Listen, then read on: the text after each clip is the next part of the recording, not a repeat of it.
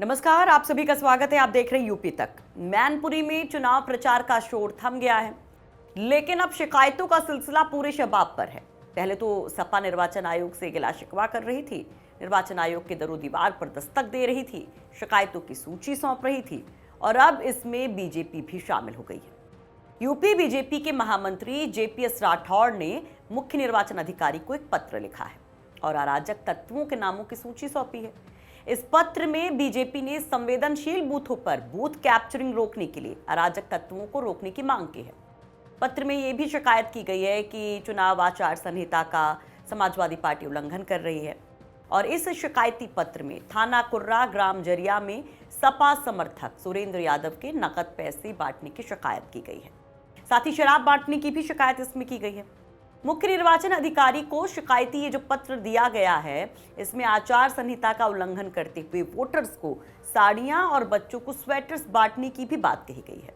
साथ ही साइकिल के पक्ष में वोट डालने के लिए जसवंत नगर, करहल और किशनी में डराने धमकाने का आरोप भी लगाया गया है।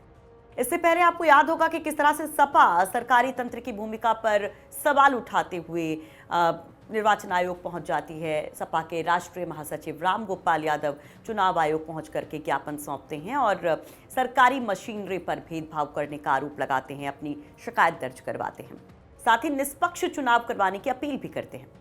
तो 30 तारीख थी जब सपा नेताओं का एक डेलीगेशन राम गोपाल यादव के नेतृत्व में मुख्य निर्वाचन अधिकारी यानी कि सीईओ को मिलने के लिए पहुंचा था और राज्य के मुख्य निर्वाचन अधिकारी से सपा के डेलीगेशन ने प्रशासनिक अधिकारियों की शिकायत करते हुए जिलाधिकारी और वरिष्ठ पुलिस अधीक्षक को हटाने की मांग की थी।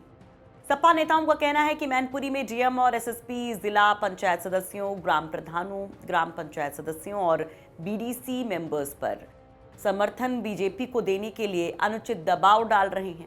और ये भी जान लीजिए कि सपा उपचुनाव की घोषणा के बाद से ही लगातार प्रशासन की कार्यशैली पर सवाल उठाती ही जा रही है।